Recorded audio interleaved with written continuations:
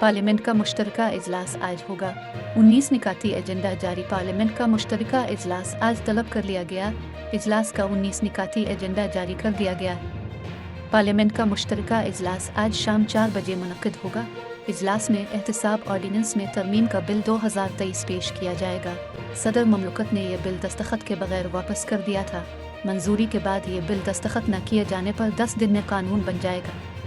इंसानी अज़ा की पैबंदकारी का बिल, इलेक्ट्रॉनिक क्राइम का तदारुक बिल 2022 मंजूरी के लिए पेश होगा। इसके अलावा तहदीद तरमीमी बिल 2022 भी मुश्तरका इजलास में मंजूर कराया जाएगा।